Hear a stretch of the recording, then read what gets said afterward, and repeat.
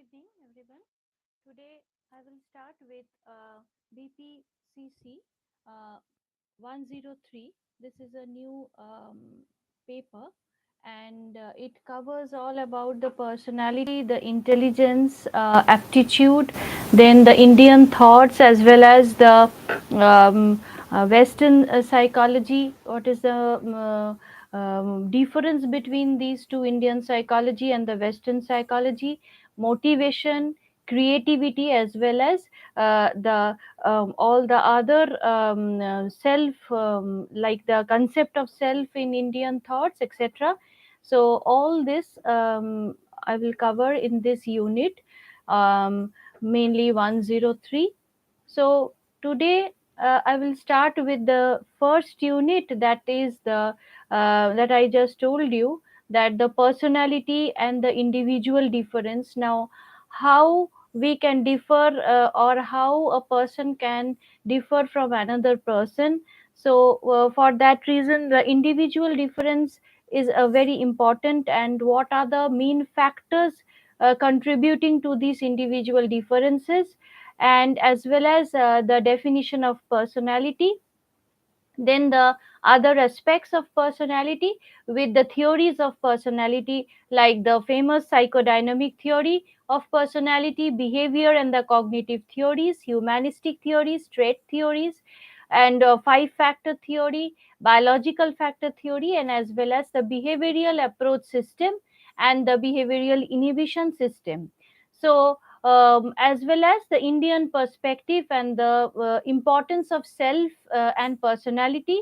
So all of this, it will, the unit one will cover all of this. Now, to start with, uh, I will just give you a brief in description about what is individual difference, or what are the concepts of individual difference.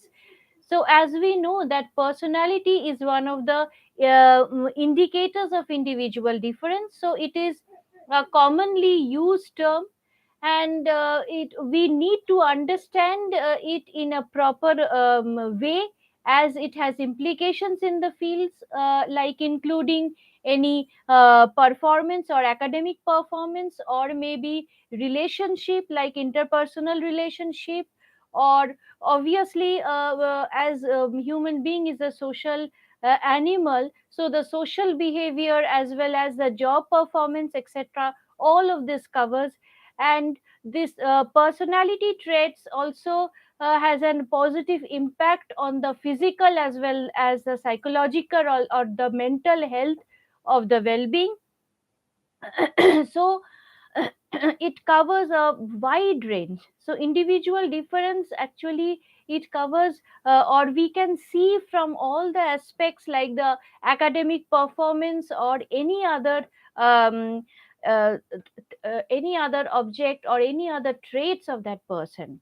And maybe it is the educational as well as the vocational field, or maybe the leadership, or maybe the obviously the intelligence is another most important factor, creativity, interests, and interest maybe on education or any other field, etc. So in this unit we will study that what is this individual differences actually mean. Now, individual differences is a term, it suggests or it refers to how individuals differs from each other. So different people have different interest, maybe one person have interest on music, or any other type of likings like art, painting, etc. So this may differ from one individual to another. So even if we are of the same age or group, or gender, but we are aware of how we differ from others, and others are also aware of these differences. So this is the main concept of the individual difference. It may also vary according to the interest, or according to the likings, or according to the likings of the food, etc., or anything. Now, psychology, it tries to address these individual differences and studies the nature of the differences. Now, how these differences actually happens, and what are the factors behind it, which affects the aspects of the individual differences.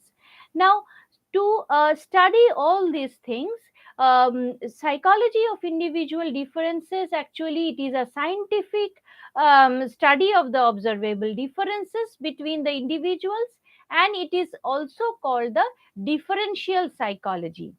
Now, what is this differential psychology means? It is actually, it studies the differences as observed by the self and others, and their underlying psychological determinants. So the study of these individual differences enables us to understand something, to explain anything to others, or to predict something, etc. And for this, what are the aspects of the individuals actually have? They possess some specific personality, some intelligence, then obviously motivation, creativity, problem solving, etc. So this, it focuses on what makes the individual a unique person. Now, from Thomas Camaro Premuzic in 2015, the goal of individual difference researchers is to identify the most general aspects underlying individuality and conceptualize a theoretical classification for predicting differences and similarities of human thoughts, human beliefs, emotionality, and behavior. Now, then, what are the factors contributing this individual differences? Now, first and foremost thing we will cover is the behavioral genetics. Now, what is this behavioral genetics mean? Now, the individual differences that we be focusing on are related to the psychological characteristics. Now, people also differ in their physical characteristics. They may be fat, long, thin, etc. And psychological similarities may be, as there are some physical similarities, there may be some psychological similarities too, like the similarities of characteristics. Now, the role of heredity is the mostly important when we talk of physical features of such a black eyes, or maybe blue eyes, or maybe golden hair, etc., or fair complexion, etc. Now, like the similar way, there are some psychological characteristics too, like the intelligence, maybe the personality, the similar to our parents or our grandparents, etc. So, these are some of the important traits. Now, what is the behavioral genetics that I was telling? It is a relatively new area of study. Related to this is the behavioral genetics. Now, it actually refers the study related to this is the behavioral genetics, and differential psychology has used various research methods or researches ranging from this brain imaging to studying the impact of early childhood experiences.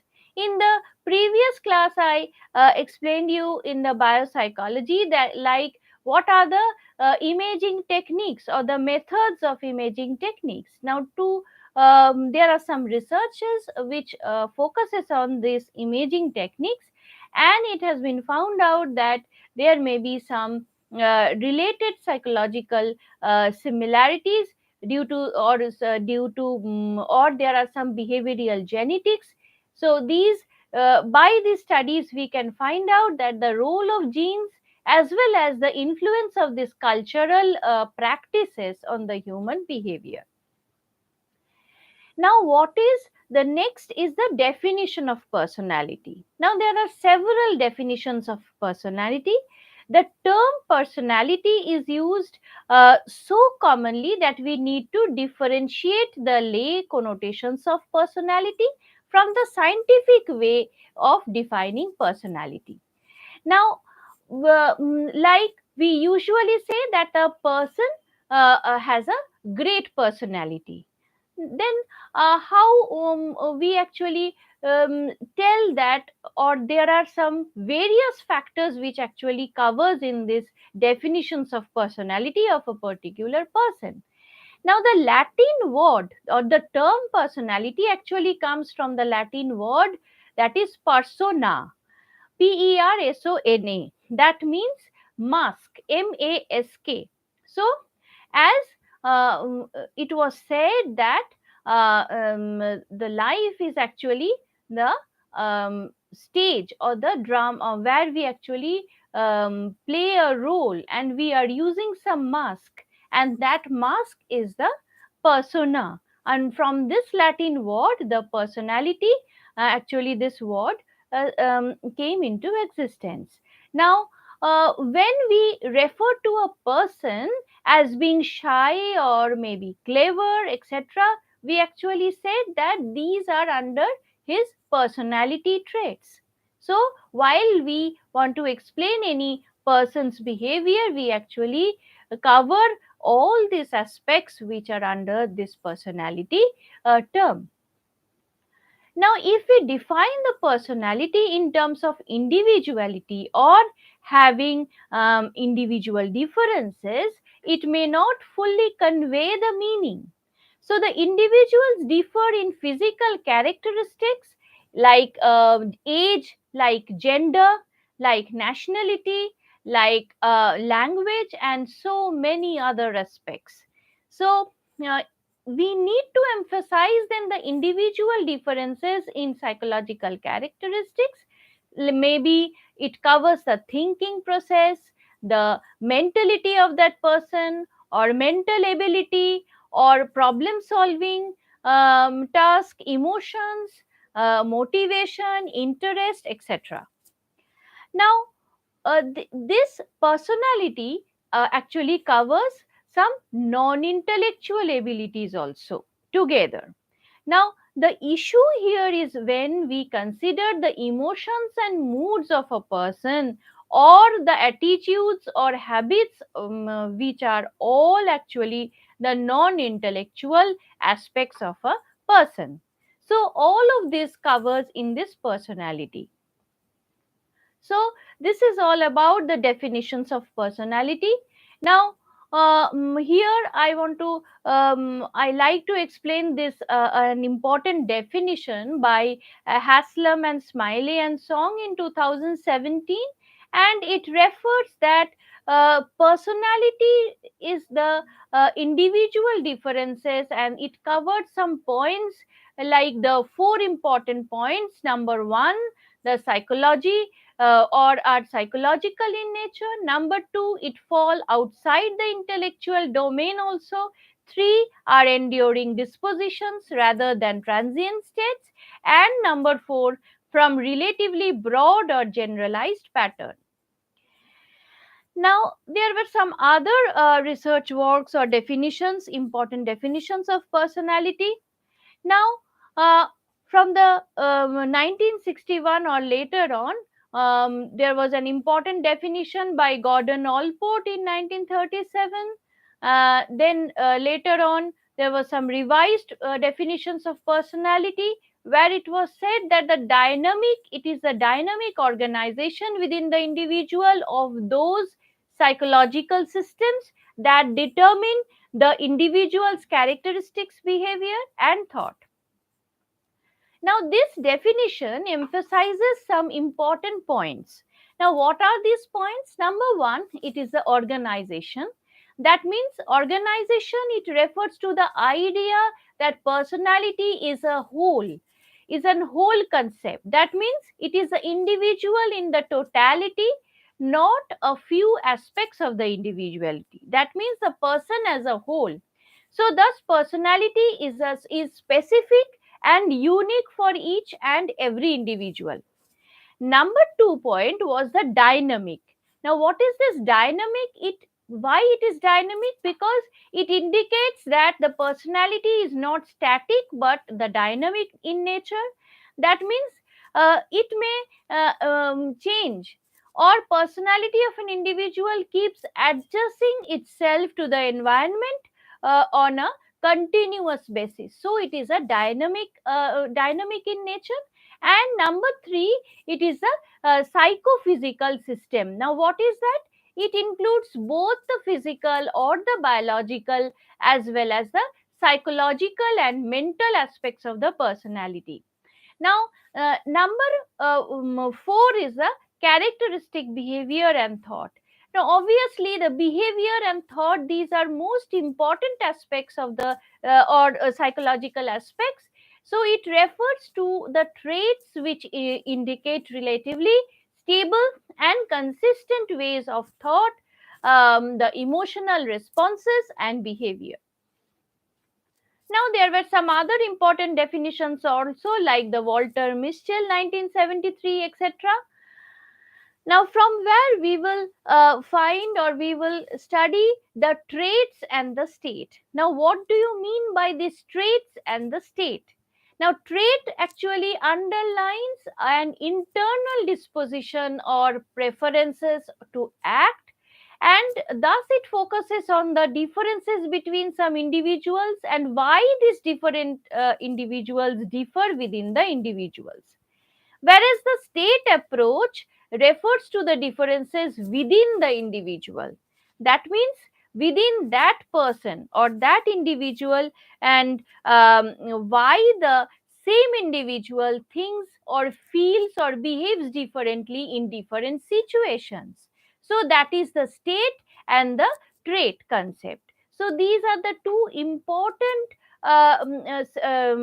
or important aspects of this personality. While we study the personality, these two things we will study again and again, and these two terms are nothing but the traits and the state. Now there were some various research on personality traits or some biological basis of this personality traits, etc. And again, another important factor is the temperaments. Now what is this temperament mean?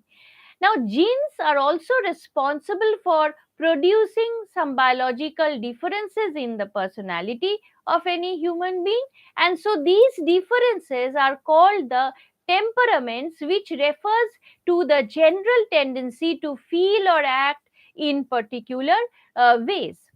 So that is another aspect, and that is known as temperaments.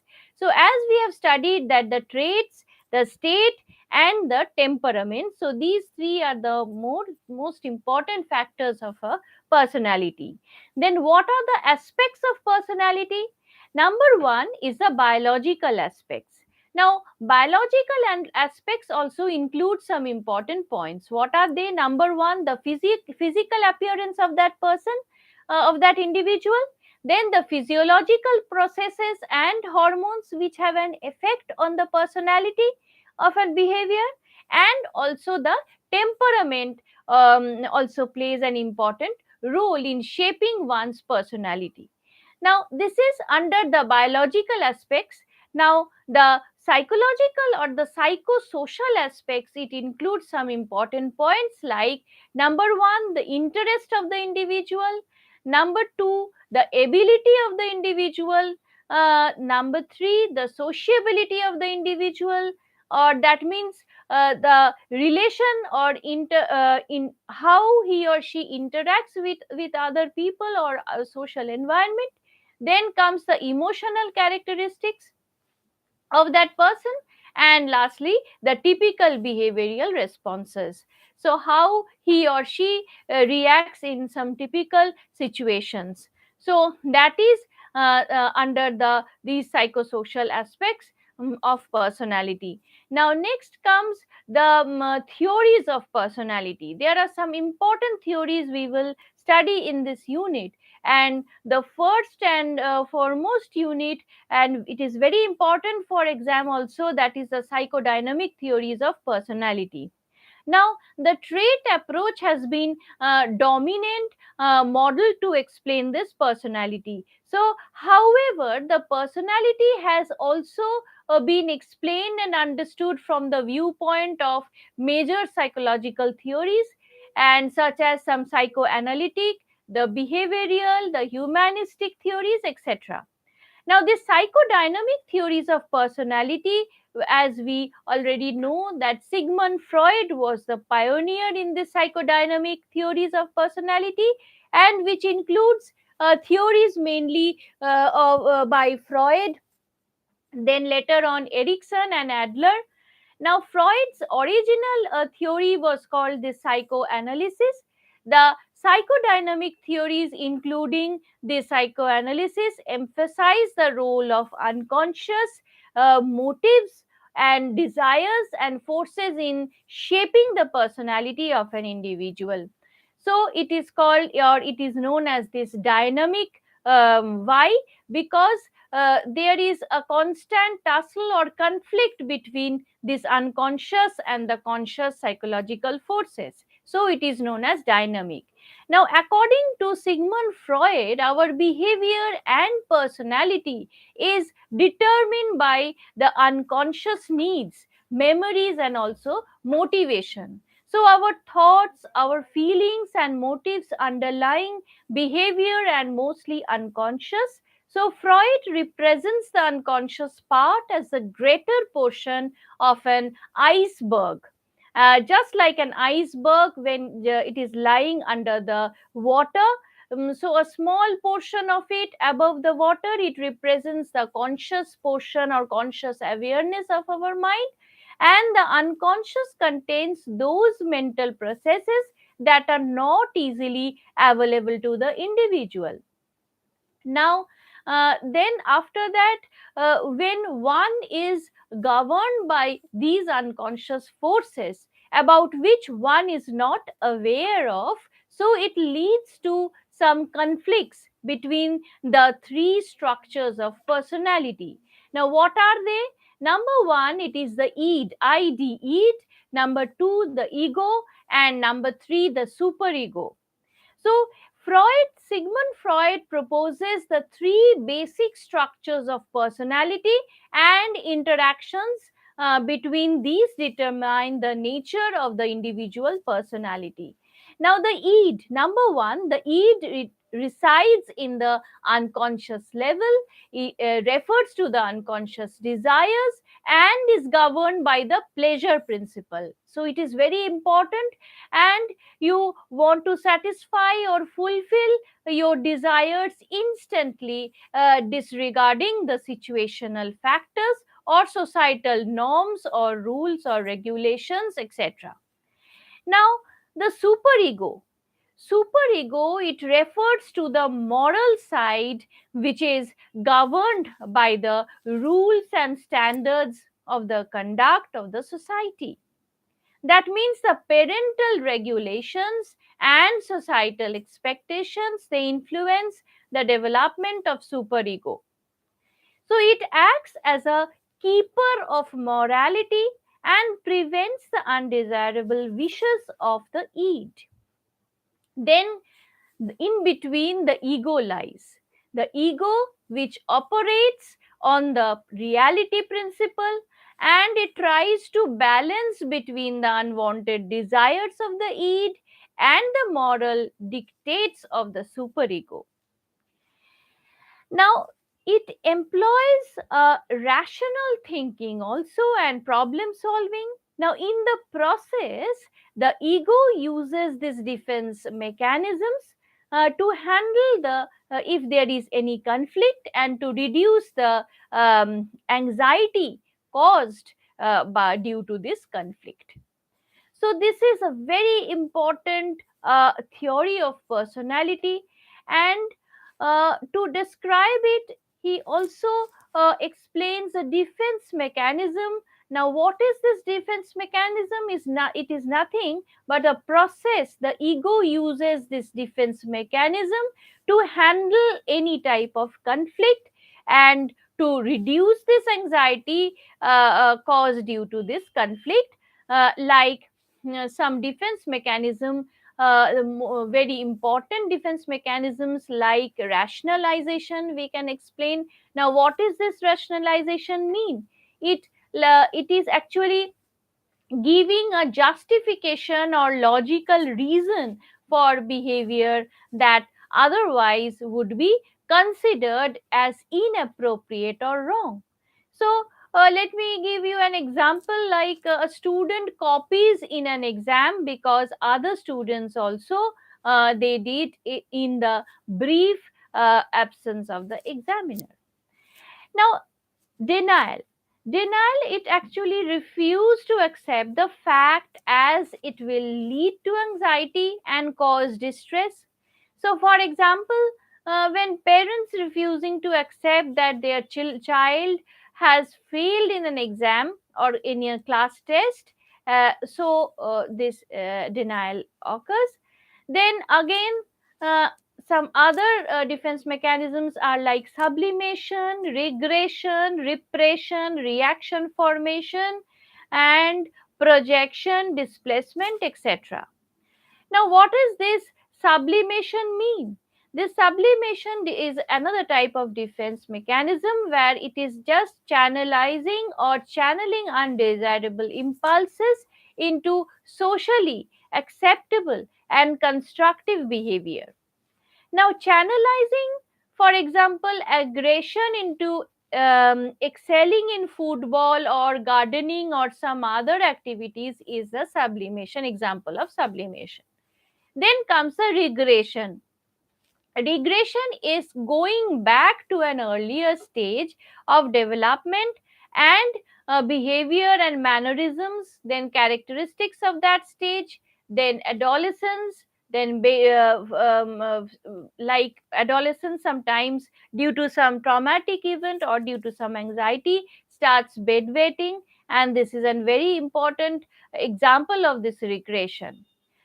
Now, this according to this Sigmund Freud, he actually emphasized the early childhood experiences, and he described that there are some important psychosexual stages of development. What are they?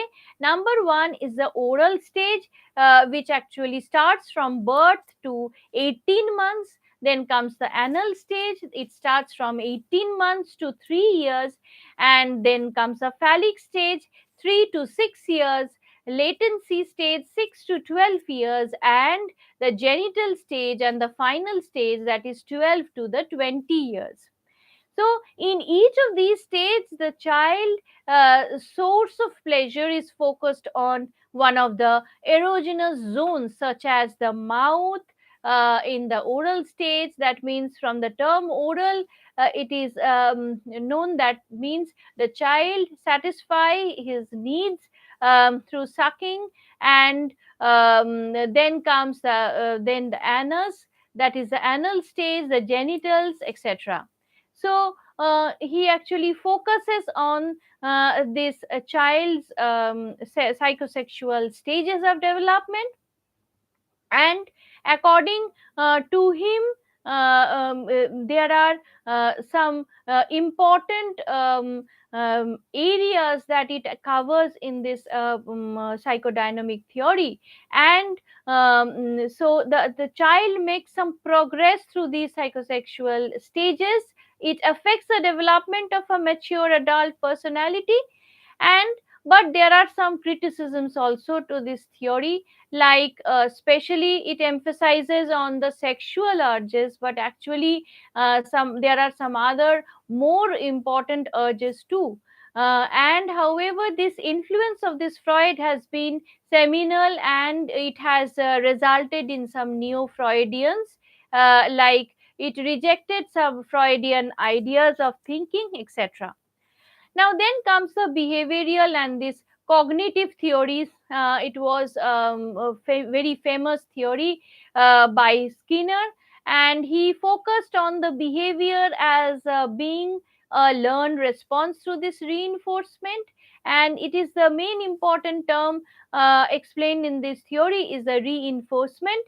And thus, behaviorists propose that personality is influenced by learning, and learning occurs through patterns of this reinforcement. So, according to Skinner's opponent conditioning theory, personality is influenced by the reinforcing consequences of the individual's behavior. So he talks about the operant behavior versus the respondent behavior, and this behavior which is elicited by stimuli in the environment are called the respondent behavior. Now, according to Skinner, B.F. Skinner, our behavior is shaped by this reinforcement, and he has proposed the method of some successive approximation or shaping to influence this behavior and personality. Then it talks about some rewarding the desired behavior to the in gradual steps. Now he explained reinforcer is a it is a stimulus actually that increases the strength of a particular response or behavior. It may be positive or negative. Now, positive reinforcement is when you add something pleasant or desirable thing. It actually increases the need of that person or interest of that person. And negative reinforcement is just the opposite. That means is when you take away or remove something unpleasant or undesirable thing.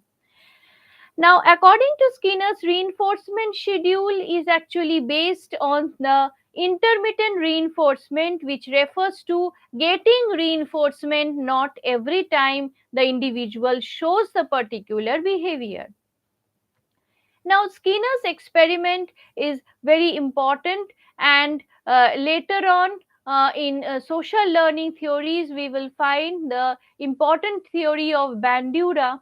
He actually advocated that observation and imitation in the social situation, it also affects the behavior and our impact of the personality too. So, earlier learning theories, while explaining behavior in terms of this learning principles, did not take into account the social context. So, Bandura's book on social learning and personality development, like Bandura and Walters in 1963, they it focused mainly on the interaction of the individual with the environment. So this is a very important aspects, or where we can find that the in this particular book of Bandura, social learning, the of personality development, and some other works focused on the interaction of the individual with the environment. And later on, Bandura renamed his social learning theory as social cognitive theory. It actually emphasizes on the human or the role of human cognition in determining the personality. Now, Bandura's social cognitive theory, it actually indicates the PBE. Now, what does this PBE mean? P means stands for person, B for behavior, and E for environment. So these are very important three aspects explained by Bandura in his social cognitive theory, where he said that the person, the factors related to the person, for example, like beliefs, like cognition, etc. Then personality, it also covers the behavior and as well as the environment where the individual is actually stays in.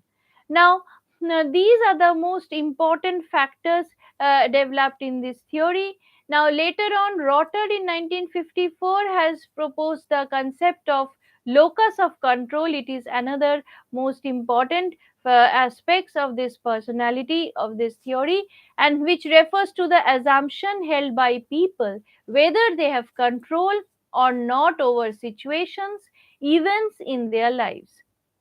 Now, these after this, another important theory is CAPS or CAPS. That means C stands for cognitive, A for affective, P for personality, and S for system. That is cognitive affective personality system. This is a model by Walter Mischel and Shoda in 1995, and it actually highlights the cognitive affective influence on the behavior of the individual, as well as the state that our behavior and consequently, our personality is affected by four things. What are they? Number one, the perception of the situation, then affective, emotional responses to the situation, then skills of the person to deal with the situation, and also the anticipation of the outcome of their behavior. Now, after this, the most another important theory is the humanistic theory. This humanistic theory was developed by famous Maslow, Abraham Maslow. It is also known as the hierarchy of needs, or the theory of hierarchy of needs, or theory of self-actualization. Now, in this humanistic approaches to personality, contested the deterministic views of this personality, that is, personality as being determined by the influences of the unconscious and the reinforcement patterns, both of which are not under the individual's control. Now, the aim at greater self understanding and the strive for the self actualization.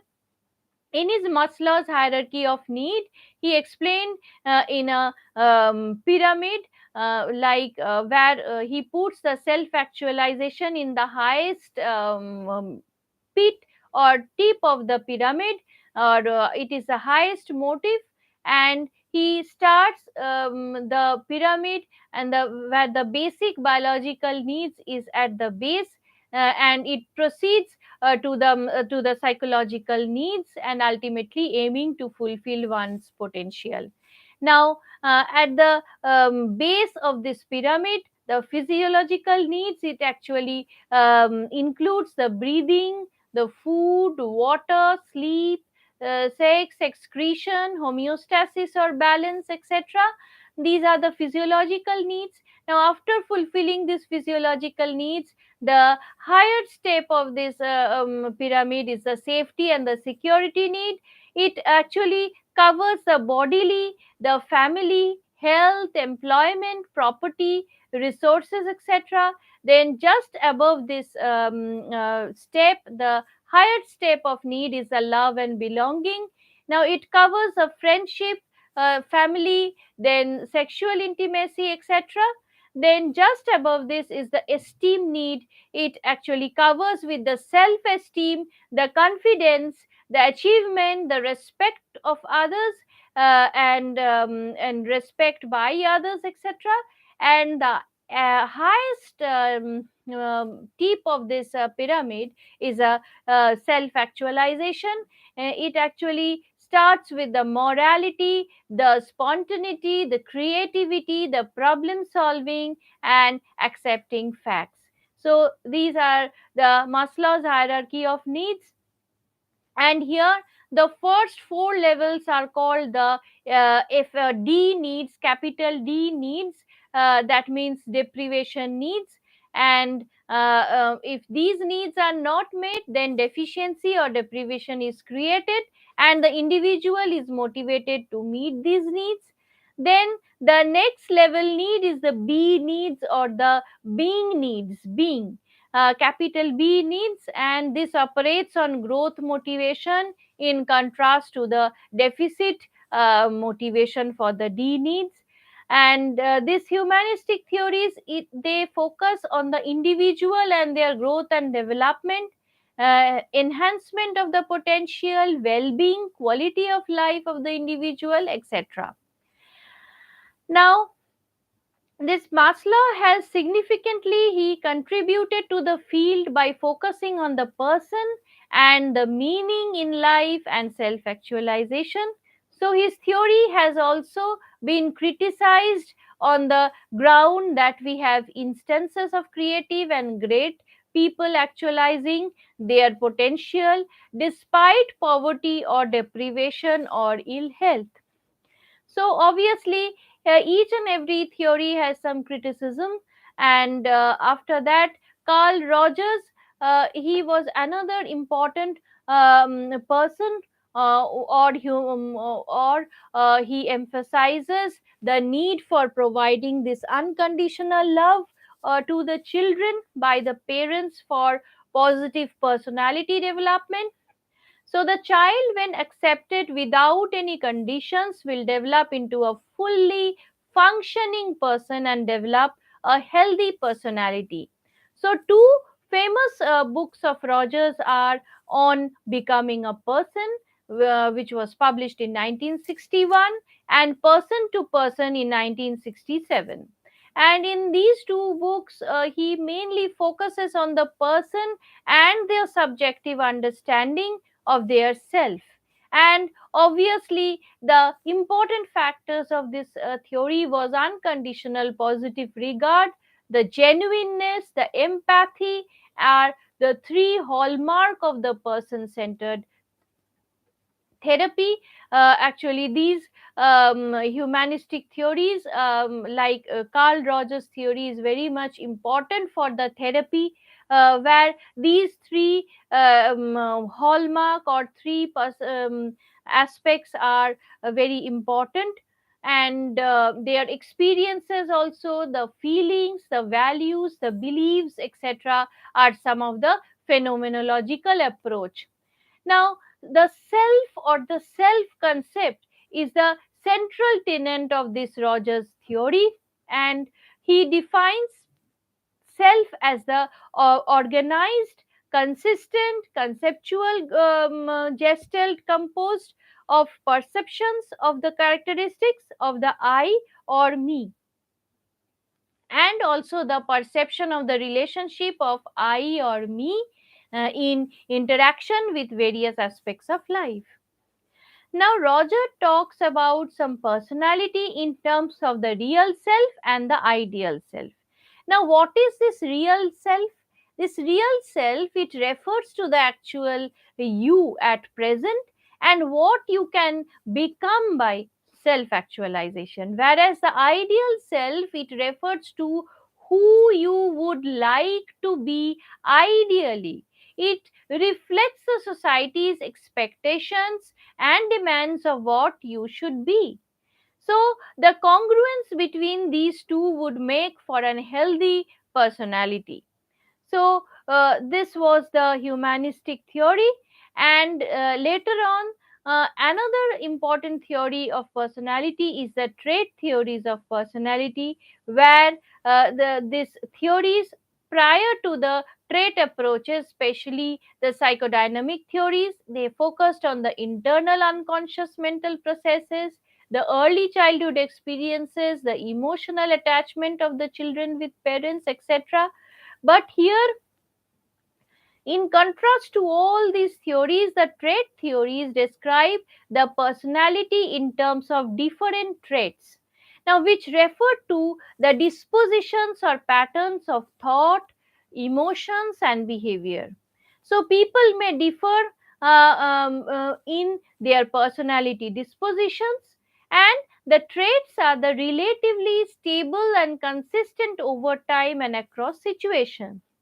Now, traits vary on a continuum from one person or one extreme to other, and however, the majority of the people fall in the middle of the continuum of the trait. So, according to Allport, he possessed traits as the central to understanding of this personality. He has divided traits into three groups. What are they? Number one, the cardinal, number two, the central, and number three, the secondary traits, depending on the degree of their pervasiveness in an individual's personality. Now, these cardinal traits are the most pervasive ones, including many other traits, and the central traits are less pervasive than the cardinal ones, but still it refers to the generalized specialization or dispositions of the individual, and the secondary traits are less generalized and cannot be directly observed in the individual. Now, this Allport and Odbert in 1936 initially have prepared a list of nearly 18,000 words from the dictionary, and that would be considered as a personality trait. And the famous Cattle's from research work in 1965, he actually reduced these words by some statistical, including some statistical techniques called the factor analysis, and he finally come up to 16 personality traits. And these traits are mainly warmth, reasoning, sensitivity, social bondness, consciousness, liveliness, dominance, vigilance, abstractness, perfectionism, tensions, etc. So he termed these are as the source traits, which refer to the underlying basic factors which can explain a human's personality. And the source traits, it exists at a deeper level in contrast to the surface traits that are observable from outside. So the surface traits includes a set of behavioral characteristics that together describe the particular trait. For example, extroversion of a person, or it includes the friendliness, sociability, openness, etc. And the introversion on the other aspect, or just the opposite of it.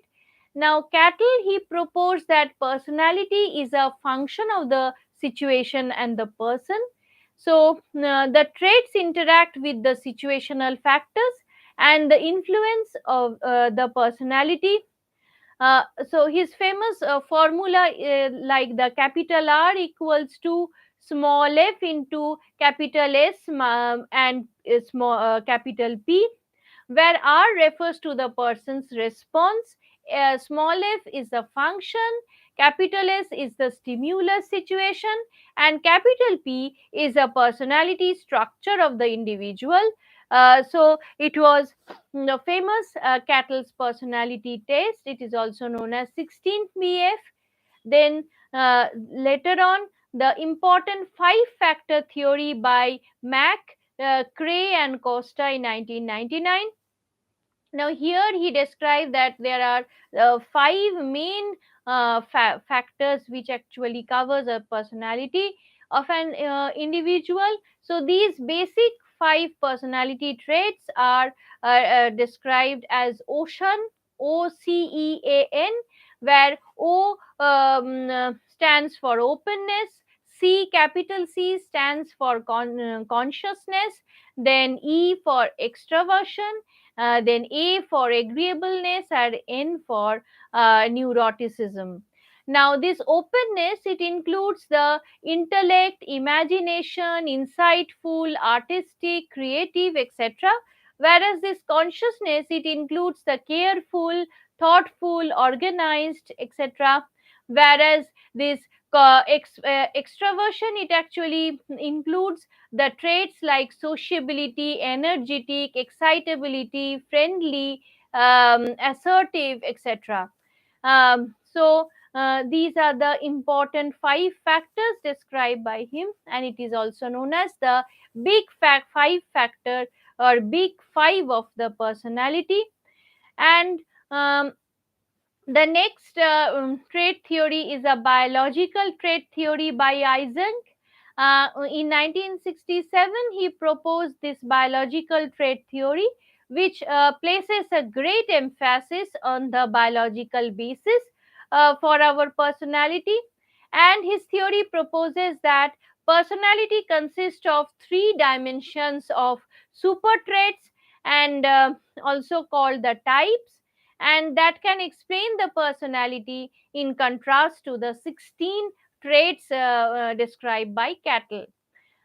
So these traits are introversion versus extroversion, then emotional stability versus neuroticism, and low constraint versus the high constraint.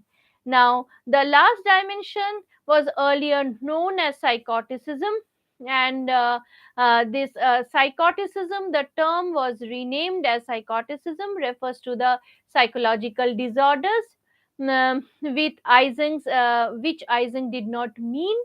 Now, this Ising, he talks about the types, he does not mean the discontinuity. So, the three dimensions are mentioned, like the trait range from one extreme to another. The introversion, it refers to being shy, reserved, whereas extroversion means sociableness, outgoing, assertive, etc. So this big five theory was very important, and this emotional stability refers to consistency in one's mood and emotions also. On the other hand, the neuroticism, the dimensions which is also there in the big five, it refers to being more emotional, tense, anxious, moody, etc. And this neurotic, unstable, the extroversion and introversion, it is the emotion, it is the most important personality theory described by Isings, and it is known as Ising's trait theory of personality. And here he explained the reticular activating system, or the RAS, which actually leads to the difference between the introversion and the extroversion. And the arousal also, it refers to the level of exciting, the ranging from low arousal to high arousal. Then comes the behavioral approach system and the behavioral inhibition system. Now, one of the recent theory emphasizing the biological base of the personality is the model advocated by Jeffrey Gray in 1982. It talks about the behavioral approach system, that is the BAS, and the behavioral inhibition system, the BIS, influencing the behavior and the personality. Now, BAS is the go system, that is characterized by stimulus seeking and reward orientation, whereas the BIS is the stop system of the brain that inhibits the behavior as it may lead to anxiety. Now, the next part is the Indian perspective on the self and personality. Now, the mainstream, the psychology mainly reflects the Western notion of the self and personality, but according to the Indian perspective or Bhagavad Gita, the in the Indian scripture, it was mentioned that there are three types of personality, and they are sattva, rajas, and tamas. Now, in according to Hindu philosophy, these are called the three gunas, or three gunas, or tendencies or qualities. Now, what is the meaning of this sattva? It refers to the spiritual aspect, like the good nature or peaceful nature or balanced personality. Then rajas, it refers to the energetic, active, ambitious, fiery type, etc. Then tamas refers to the negative aspects of our personality, like anger, fear, laziness, the negative emotions, etc. Now, all these three aspects of personality are there in each individual, and the interplay of these three gunas determines the nature of a person, or the personality of an individual. Now, Ayurveda again talks about three doshas, and the combination of which makes each individual an unique person, and these are Vata, Pitta, and Kapha. Now, these three mind body types actually reflect the qualities of the elements they represent. Then, Vata, it refers to, or it relates to the space and air. Pitta relates to the fire and water, whereas Kalpa, it relates to the water and earth element. So each individual will have a predominant doshas, it reflecting the properties of those elements in his or her personality. Now, for example, Vata, it dominate person, like will be typically more active, whereas Pitta dominates personality, will be of fiery type or aggressive type. And when all the three doshas are in proper proportions in the individual, they are termed as some balanced, a person with having some balanced personality or some balanced qualities. Now, further, Tattariya Upanishad, similar with Maslow's hierarchy of needs, we can see or views the self as the consisting of the five aspects describes in Tattariya Upanishad. They are the Annamaya Kosh, the Pranamaya Kosh, the Monomaya Kosh, the Vinamaya Kosh, and the Anandamaya Kosh. Now, Annamaya Kosh, the physical body, it refers to the physical body. The Pranamaya Kosh, it refers to the life inside the body, which keeps the body functions through breathing, through some internal processes. Then Monomaya Kosh, it refers to or it includes everything, or the processes of thoughts, emotion, feelings, etc. And the Vinamaya Kosh, it refers to the intellect, the cognition that helps in knowing the world. And the Anandamaya Kosh, it is the innermost layer, which refers to the attainment of the eternal joy or bliss. So we can see that there is a relationship or similar with Maslow's hierarchy of needs, and the Vedantic tradition of India conceptualizes this personality in terms of karma or the doings of the person.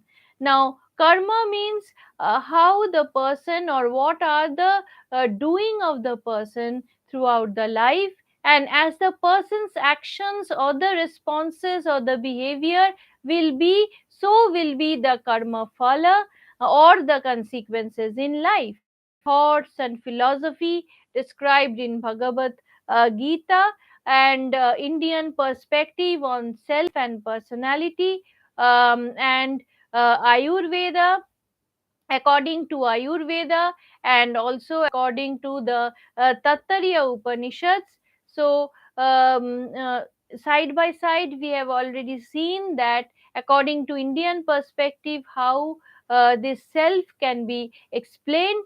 And let us sum up that in this unit, we actually first come to the know about the what is the meaning of this individual difference.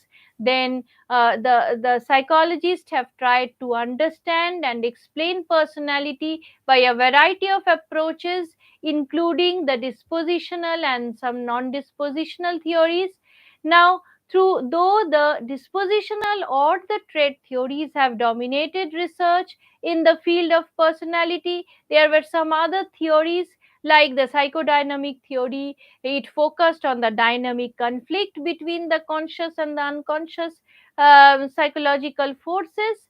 Then, in contrast, the behaviorist theories, it actually, or behaviorist approach, emphasizes on learning, on reinforcement, and observation in place of unobservable internal processes, whereas social cognitive theories advocated the role of cognition, including perception, including thinking, and memory, language, etc., and obviously behavior, etc. And the humanistic approach or the phenomenological approach talked about individuality, subjective experience, and self actualization. Now, biological approaches also to personality, it explains the personality in terms of underlying some biological correlates. Now, the psychological traits are linked to the physical and the physiological aspects, the nervous system, the brain system or the central nervous system, etc. And the behavioral genetics attempts to study the impact of the genetics and the non genetic or the environmental factors on the personality. Now, finally, we have explained the Indian notion of the self, and the personality emphasizes a collectivistic orientation with an interdependent and relational view of the self. So, today, up to this, uh, in the next class, I will again uh, go to the next unit, or the sorry, the assessment part of the personality, and how the assessment techniques, or what are the assessment techniques of personality. Then then after this block, the next block covers the intelligence and the aptitude part. That means all the theories of intelligence, that's how the assessment of this intelligence can be done, aptitude, etc. In block 3, again, the Indian thoughts in psychology, how it is related with the Western psychology or the Western psychological thoughts, concept of self in Indian thoughts. And in block 4, finally, we will discuss the motivation and the creativity, the definition part, and as well as what are the factors of this motivation and creativity.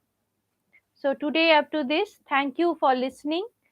Go through this unit, as this is a very important unit, and it covers the all the theories of personality. And very important theories of personalities are like theories of Eysenck, the psychodynamic theory of Sigmund Freud, and as well as Rogers theory. So these are very important for exam. So go through this unit. Thank you for listening. Good night.